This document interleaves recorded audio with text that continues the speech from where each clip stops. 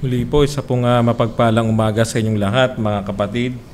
At tayo po ay muling magpapatuloy ng ating pag-aaral sa aklat ng mga First Thessalonians.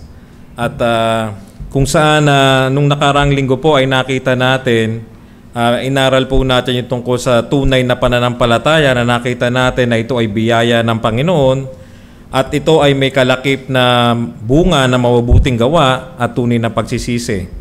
At sa umagang ito, ang ating pong pag-aaralan sa ating pagpapatuloy ng ating series, Aklat ng First Thessalonians, ay may kinalaman pa rin sa isa sa mga marka ng tunay na Kristiyano. At ito po ay walang iba kundi ang tunay na pag-ibig o yung genuine love. Ang ating pong mensahe sa umagang ito ay tungkol sa tunay na pag-ibig na ito po ay nagmumula sa tunay na pananampalataya gaya nung ating napag-aralan noong nakaraang Sunday. At dahil ito ay nagmumula sa tunay na pananampalataya, ito ay biyaya ng Panginoon at ito rin ang nag-uudyok sa atin o yung nagmo-motivate sa atin para dun sa mabubuting gawa na ito ay bunga din ng tunay na pananampalataya. At syempre, ito ay isa sa mga tanda na tayo nga ay tunay na mga mananampalataya kay Kristo. So dito po sa umagang ito sa ating pag-aaral, titingnan po natin yung relasyon o yung kung paano po yung relasyon ng pananampalataya natin na kaloob ng Diyos na ito ay tunay na may bunga doon sa ating pag-ibig na siyang nagmo-motivate sa atin para tayo ay gumawa ng mga mabubuting gawa na again, nabunga pa rin ito ng ating pananampalataya. At bago po tayo magpatuloy, tayo po muna ay lumapit sa ating Panginoon at humingi ng gabay sa Kanya sa panalangin. Tayo po ay manalangin. Muli ang manaming Diyos na banal na makapangyarihan sa lahat. Muli, Panginoon, kami ay dumudulog sa inyo, Ama, sa trono ng inyong biyaya. Tunay nga po, Ama, na sa umagang ito, kami ay naririto upang magpuri sa iyo. Nawa tulungan niyo kami, Panginoon, na manatili sa amin ang kababaang loob, na mag-submit kami sa inyong mga salita, especially, Panginoon, ang inyong lingkod sa pangaral. Nawa, Panginoon, kayo ang maitaas, ako ay maibaba, at tunay na ang inyong mga salita lamang ang siyang maipangaral, Panginoon, sa umagang ito. Samahan niyo po ang bawat isa. Dalangin po namin ang pagsama ng Banal na Espiritu sa amin, na patuloy na i-illuminate ang inyong mga salita na aming pag-aaralan, patuloy na baguhin ito ang aming mga puso, at nawa, Panginoon, ang Ebanghelyo ng Panginoon Kristo, na siyang sentro ng aming pangangaral sa umagang ito ay patuloy na maging makapangyarihan sa amin, Panginoon. Especially, Panginoon, sa mga naririto na wala pang pagkakilala sa inyo sa pananampalataya sa Panginoong Kristo. Purihin kayo, Panginoon. Ito po ang aming samot dalangin sa pangalan ng Panginoon Jesus. Amen. Para po sa umagang ito, sa ating pong topic na genuine love, meron lamang po tayong tatlong bagay na ating tututukan sa umagang ito sa ating pangaral. Ang unang bagay na ating titingnan ay ang relasyon ng tunay na pag-ibig sa tunay na pananampalataya. That genuine love flows from genuine faith, o ang tunay na pag-ibig ay nagmumula sa tunay na pananampalataya. Yan po ay makikita natin again sa verse 2 and verse 3, and may mga verses din po rito sa book ng Thessalonians na tayo po ay gagamitin natin. Medyo tatalon-talon po tayo sa mga ibang verses dito sa ibang chapters ng First Thessalonians.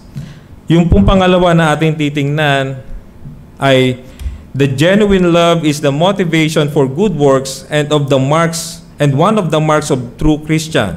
So makikita po natin dito na kung bakit tayo bilang mananampalataya ay nakakagawa na mabubuting gawa sa bunga ng tunay na pananampalataya na kaloob sa atin ng Panginoon ay sapagkat ito po ay motivated ng pag-ibig. So, titingnan po natin dito sa pangalawang pointers natin kung ano yung relasyon ng pag-ibig sa mabubuting gawa. At ito ay makikita natin na ito yung magpapatunay sa atin, magbibigay ng assurance sa atin na tayo nga ay tunay na tagasunod ni Kristo, tunay na mga mananampalataya sapagkat tayo ay may tunay na pag-ibig na ito nagmo-motivate sa atin dun sa ating mga mabubuting gawa. At siyempre sa panghuli, yung goal ng mabubuting gawa na ito ay motivated ng tunay na pag-ibig ay upang magbigay ng papuri sa Panginoon. At yan ay makikita naman natin yan sa 1 Thessalonians 4 verse 1. So tayo po ay magpatuloy sa ating pag-aaral ngayong umaga. Again, sa ating unang pointers, genuine love flows from genuine faith. So agad po nating nakita dito sa chapter 2, no? At sa chapter 3 kung bakit nagpasalamat si Apostle Pablo sa Panginoon sapagkat nakita niya yung good report na ipinadala ni Timoteo sa kanya sapagkat siya po ay naiwan dun sa Corinth nung panahon na sinusulat niya itong 1 Thessalonians. Hindi na po siya nakapunta o nakabalik sa Thessalonian Church. Kaya ipinadala na lamang niya si Timoteo upang tingnan ang kalagayan at magbigay din ng encouragement sa mga kapatid sa Thessalonian Church.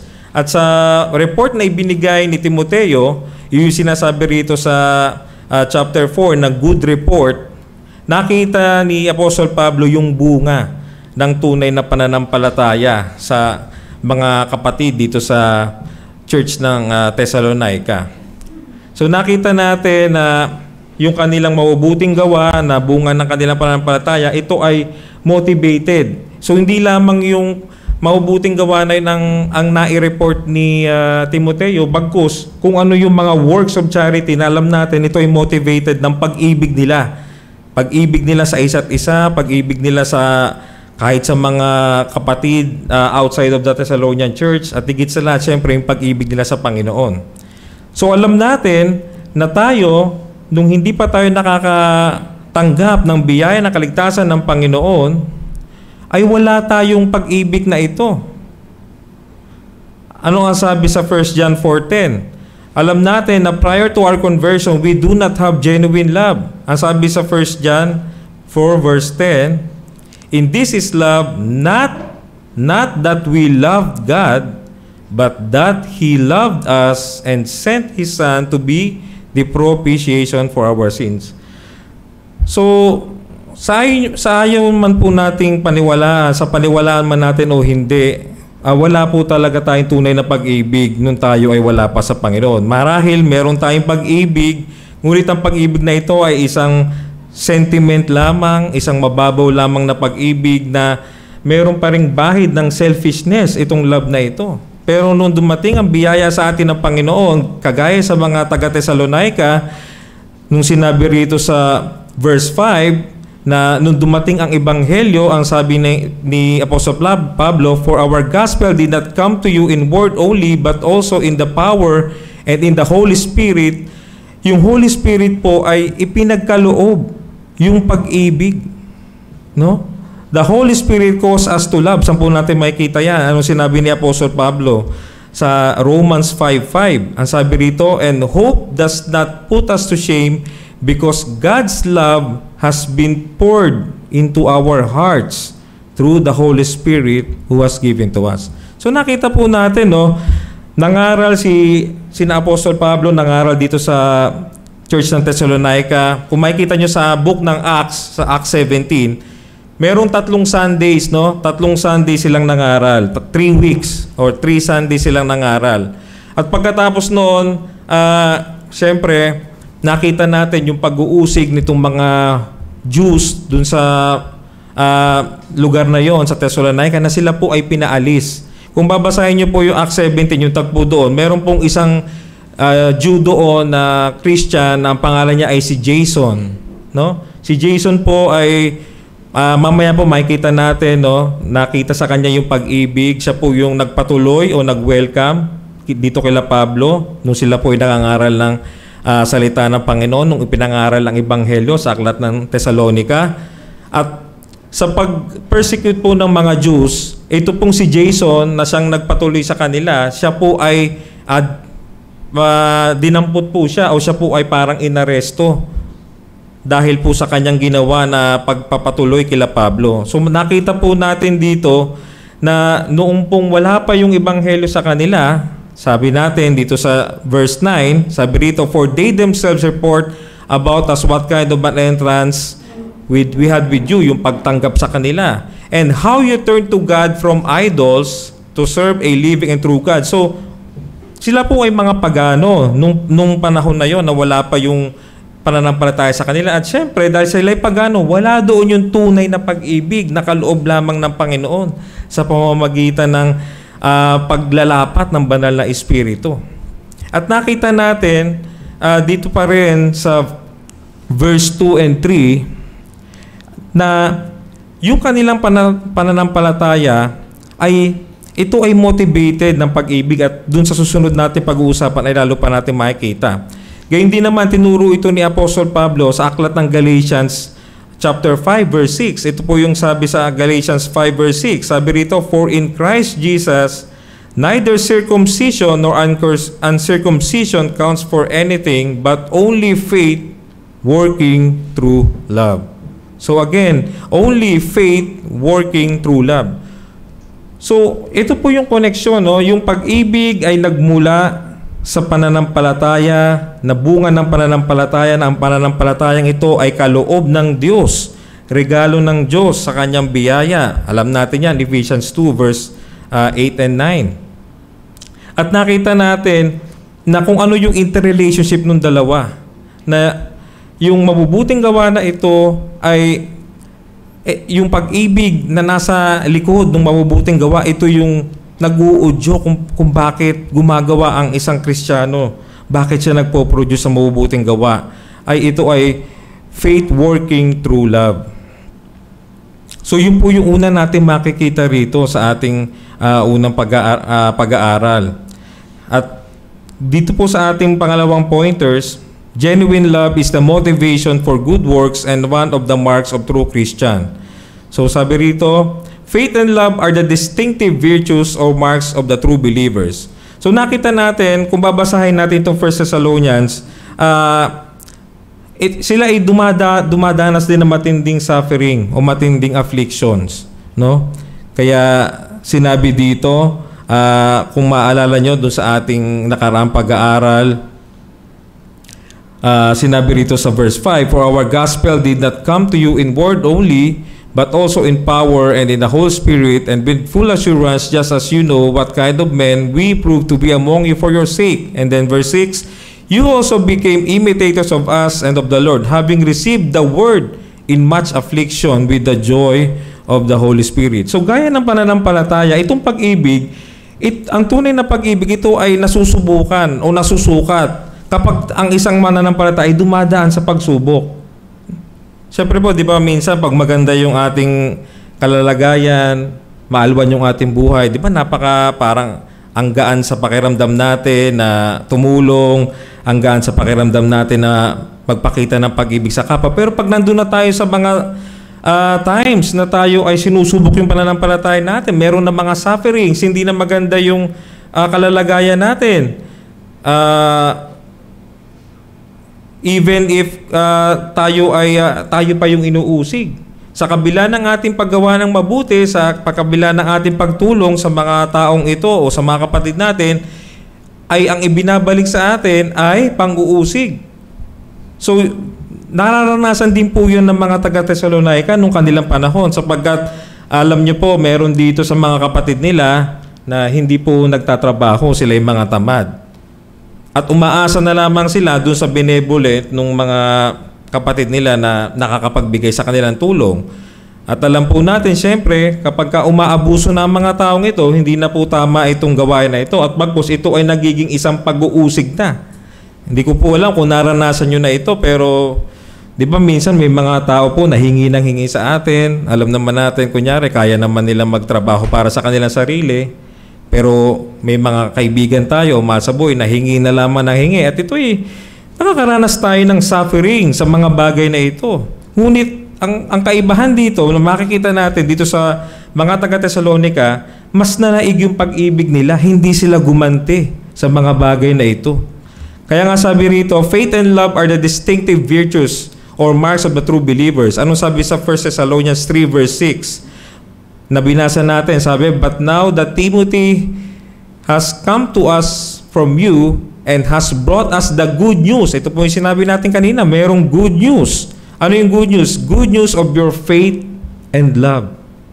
So lagi po magkasama, nakita po natin, yung pananampalataya at yung tunay na pag-ibig, ito po yung lagi magkasama. Ano pa makikita natin? Good works motivated by genuine love is displayed through love for the brethren inside the church. So nakita po natin, ito yung isang marka ng Iglesia ng Thessalonica, yung mga kapatid dito, na yung kanilang tunay na pag-ibig sa kapatiran.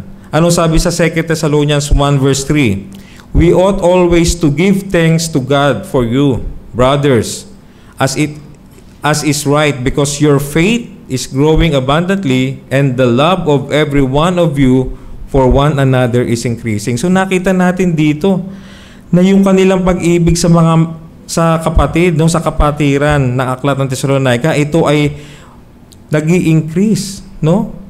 Yun yung isa sa mga marka na makikita natin dito, na bagamat yun nga, sinabi natin, meron dito mga kapatid na tila baga sila'y abusado, pero ang mga kapatid na ito na meron tunay na pag-ibig, na dulot ng tunay na pananampalataya, hindi sila gumaganti sa mga bagay na ito. Alam din natin, mababasa natin sa Corinthians, nung nagkaroon ng pangangailangan ng Iglesia ng Jerusalem, kung paano ang mga churches dito sa Macedonia ay nagkaloob ng higit pa sa kanilang makakaya. Ang sinabi nga doon, grabe nga yung description doon, kasi kahit doon sa kanilang poverty, sila ay nagkaloob. So ganun po yung kanilang pag-ibig na nakita natin.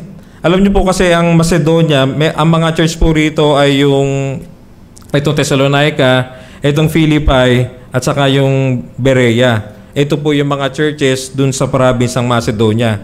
So, ang binanggit po sa 1 Corinthians, siyempre, churches in Macedonia. So, definitely, alam natin na itong mga kapatid sa Thessalonica, sila ay nag-ambag din.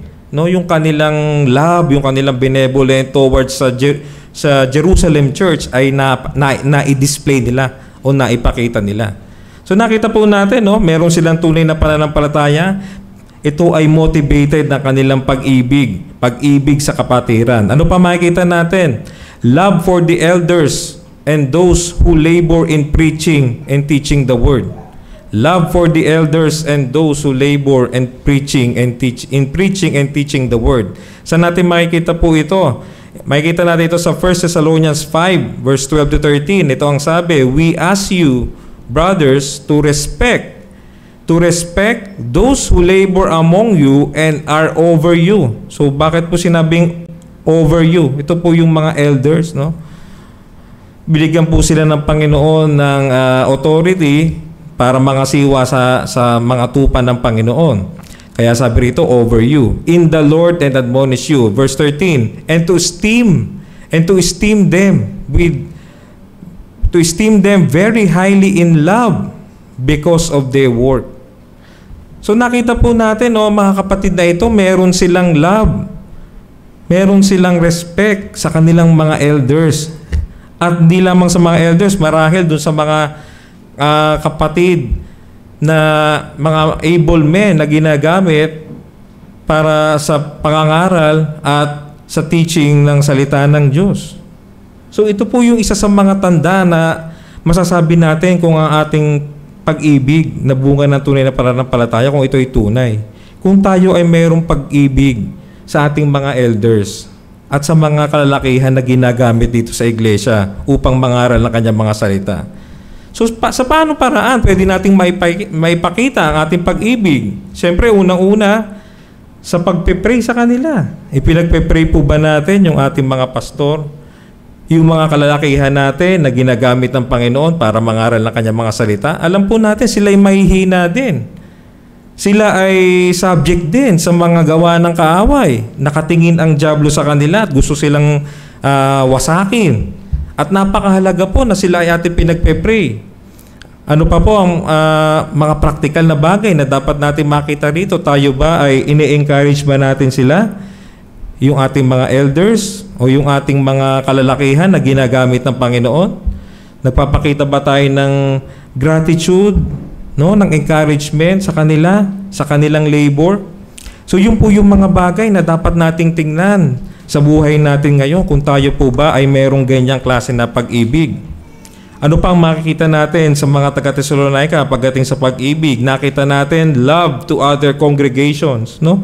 Hindi lamang dito sa ating church, sa CRC, ang kanilang pag-ibig sa mga kapatid, kundi kahit sa ibang mga churches na nagtitipon. Sabi rito sa 1 Thessalonians 4:9-10, "Now concerning brotherly love, you have no need for anyone to write to you, for you yourselves have been taught by God to love one another." Verse 10, "For that indeed is what you are doing to all the brothers throughout Macedonia." So pansinin po natin, no? Sinabi dito, "For that indeed is what you are doing to all the brothers throughout Macedonia." So hindi lang sa Thessalonica, pati sa Philippi, no, sa Berea, no, pinapakita nila yung pag-support nila, yung kanilang pag-ibig. So dapat po yung ating pagtulong, yung pag-ibig natin, hindi lang natin kino-confine dito sa ating iglesia. Dapat po pagka meron tayong mga nababalitaan na kailangan ng tulong sa mga ibang church, ito man po ay sa panalangin, ito man po ay higit sa lahat dun sa mga kung financial aid sa kailangan nating ipagkulob sa kanila, o kaya naman pakikiramay kung merong namatayan sa kanila. Alam ko minsan may isang instance na tayo po ay nagpunta sa isang lamay ng isang pastor. Hindi ko na po maalala kung ito po ay 2010 o 11. At doon ko po nakita yung fellowship po, marami pong mga churches doon na nagpunta rin. So, yun po, isa po sa pagpapakita yon ng pagmamahal, hindi lamang dito sa iglesia natin sa CRC, sa mga kapatiran dito. Ngunit, dapat doon din po sa mga iglesia na ating ka-fellowship, nagpapakita rin po tayo ng pag-ibig sa kanila. Ano pa makikita natin? Siyempre, nakita natin doon, kanina binanggit natin yung love for the brethren inside the church, no? And then also sa ating mga elders, at ngayon, dito sa ating mga ibang ka-fellowship na churches. Ngayon naman, dapat makita rin sa atin yung love natin kahit hindi natin ito kapatid sa pananampalataya. Kasi anong sinabi rito? Ang sabi rito sa 1 Thessalonians 3 verse 12, "And may the Lord make you increase and abound in love for one another and for all." And for all. So, ang pag-ibig po natin, hindi lamang po ito dapat limitado dito sa loob ng church. O kaya kung dun lang sa mga kapatid natin sa pananampalataya, higit sa lahat dapat makita ito. Makita ito sa labas. Kasi ito po yung sinabi dito, dapat ito ay mag-abound. Mag-abound in love for one another and for all. No? Gaya ng binanggit natin kanina, doon sa 2 Corinthians 8 verses 1-5, no? Nakita natin itong mga taga-Macedonia, yung kanilang benevolence. So they have contributed selflessly to the relief of distressed Jewish Christians in Judea. So, ngayon, ano ang reflection sa atin ito? Ano ang makikita natin dito na dapat natin pagbulay-bulayan? Are we benevolent to the church and to others? Meron ba tayong heart of benevolence? Alam po natin, ina-announce natin na ang ating iglesia, tayo po ay nagpaplano sa biyaya ng Panginoon na ma-renovate po natin itong ating church building. Sa darating po na ating quarterly meeting, magre-report po si Pastor Joey sa atin tungkol sa update about sa bagay na yon. At isa sa mga bagay na ating ipinagpe-pray ay ang bawat isa ay kilusin ng Panginoon upang magkaroon sila ng heart ng benevolence para po punan yung mga karagdagang pondo para po dun sa ating budget sa pagre-renovate po ng ating church building. So isa po yan sa mga paraan ng Diyos na kanyang ginagawa upang tayo masubok ang ating pananampalataya na maipakita na yung pananampalataya natin ay merong tunay na bunga na ito ay kalakip ng tunay na pag-ibig na siya nagmo-motivate dun sa ating mga mabubuting gawa. So yun po yung mga bagay na makikita natin. Na sana po sa umagang ito, tingnan po natin ang ating mga buhay sa liwanag ng salita ng Diyos kung ito ba ay meron tayo nito. At gaya po ng sinabi natin sa huling pangangaral, kung tayo po ay sa tingin natin, nagkukulang tayo dito, wag po tayong maging desperado dito o wag po tayong pumunta sa pagka-despair. Kundi lalo tayong lumapit sa Panginoon. Sapagkat alam niyo po ba, hindi po ito madali. Kahit po ang mga taga-Thessalonica noong kanilang panahon, sila po ay nag-i-struggle sa pag-ibig. No? Kagaya po na sinabi natin kanina, may mga hingi na lang ng hingi, ayaw magtrabaho. May mga nagpe-persecute. No? Nung sila ay namatayan, marahil may mga nagtuturo na may bahid pa rin ng mga paganong turo na sinasabi na wala ng pag-asa yung kanilang mahal sa buhay. Sila ay nawala na lamang sa mundo na hindi nila alam kung saan napunta yung kanilang mga mahal sa buhay. So hindi po madali yung pagpapakita ng pag-ibig o yung pag-exercise ng genuine love.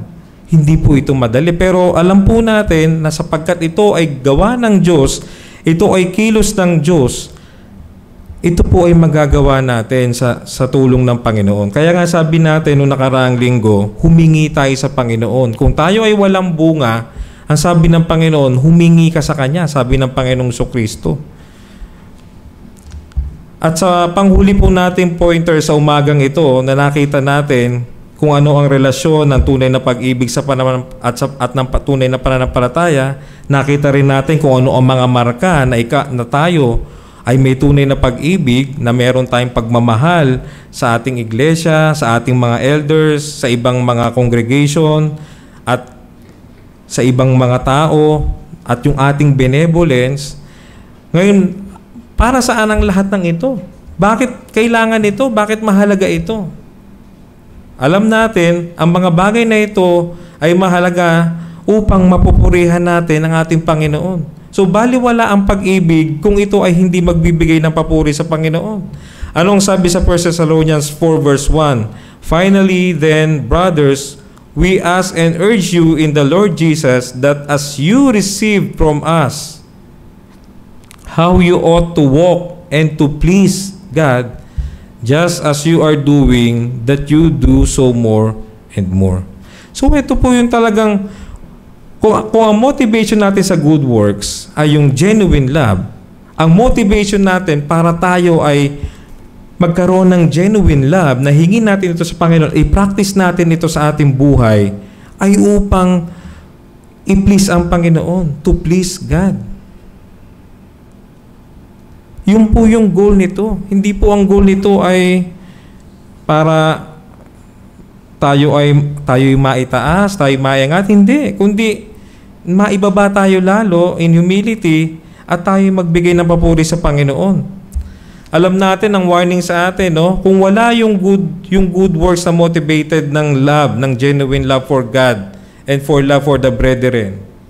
Sabi natin, ano ang goal? To please God. Siyempre, consequently, kung wala yung genuine love sa iyong good works, kung hindi yun na nagmo-motivate ng iyong good works, you are not pleasing to God. So I'm sorry kung ikaw ay sa tingin mo tumutulong ka, sa tingin mo napakabuting tao mo.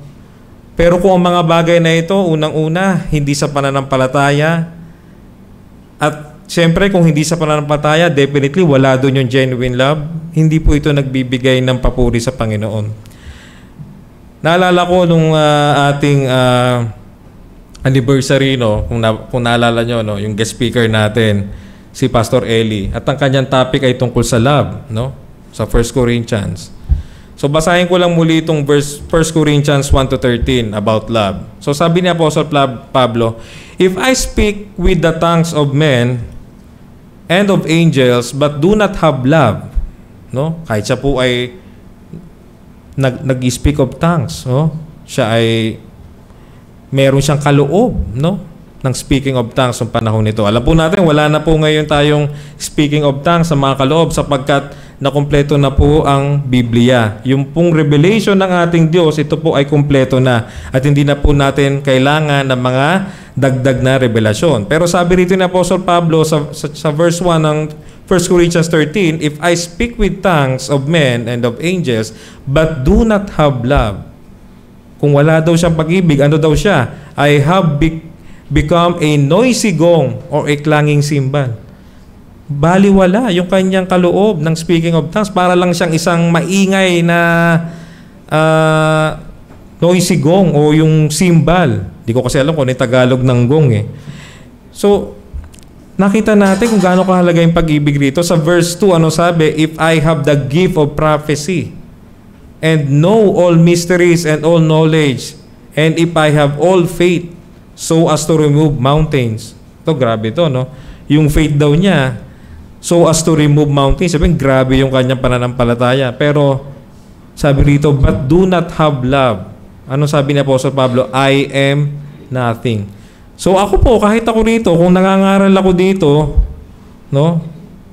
Marami akong alam tungkol sa salita ng Diyos at ako'y nangangaral, pero wala naman akong pag-ibig sa kapwa.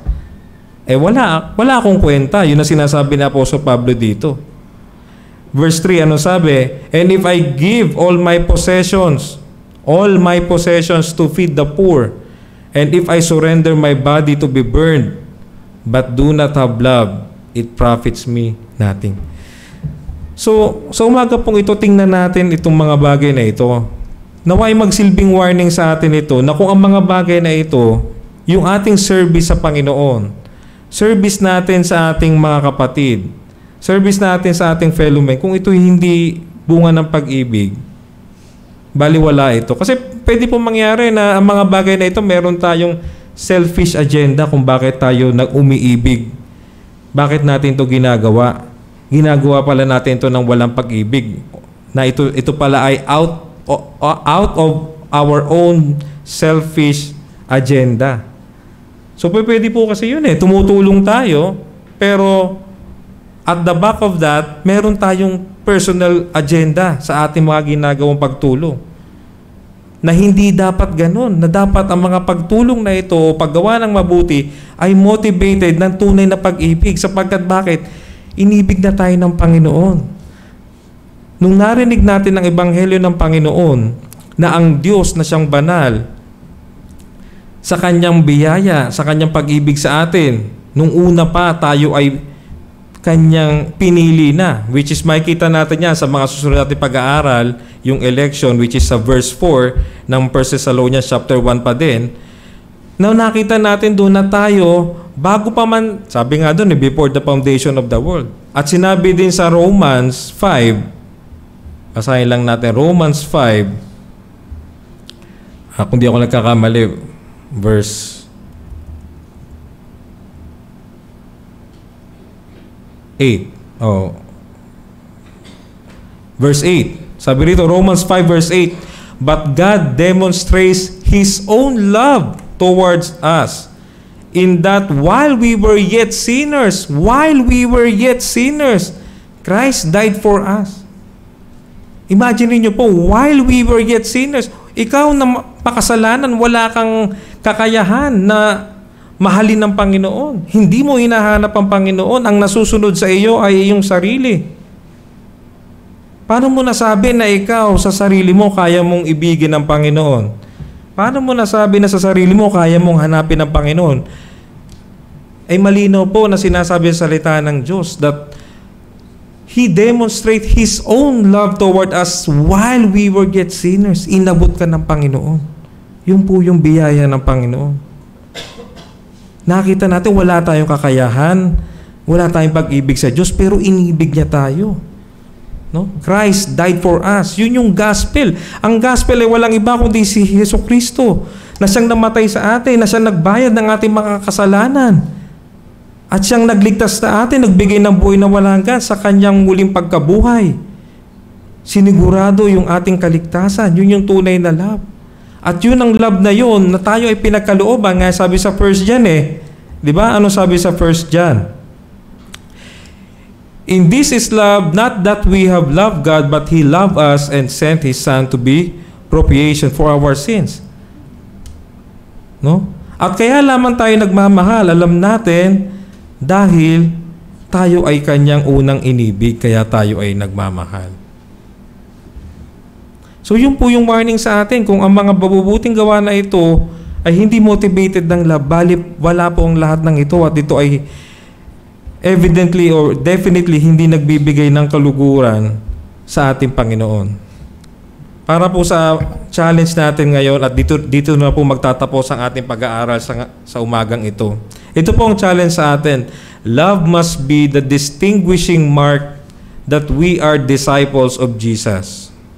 Love must be the distinguishing mark that we are disciples of Jesus. Ang pag-ibig ang siyang dapat na marka na nakikita sa atin na tayo nga ay mga tunay na disipulo o tagasunod ni Jesucristo.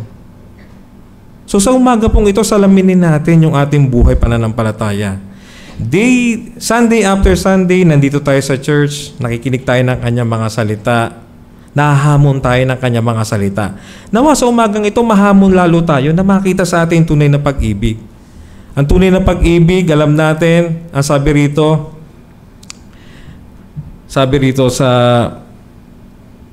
ng Panginoon Jesucristo, "A new commandment I give to you, that you love one another, just as I have loved you.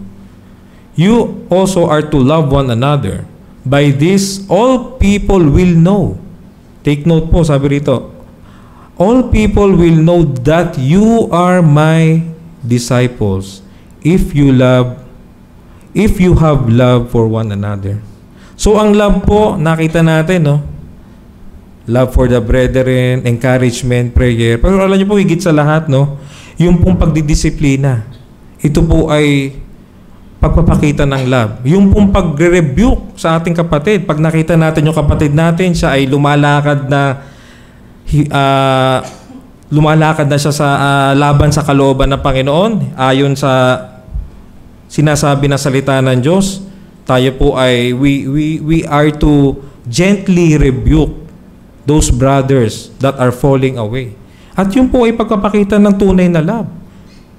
Kung tayo po ay hindi nagre-rebuke at lagi lang po tayo nag-a-approve, hindi po tayo nagpapakita ng tunay na love sa ating kapatid. At siyempre, kasama din po noon, pagpapakita ng tunay na love ay yung pagpapatawad. Pagpapatawad sa mga kapatid na nagkasala sa atin.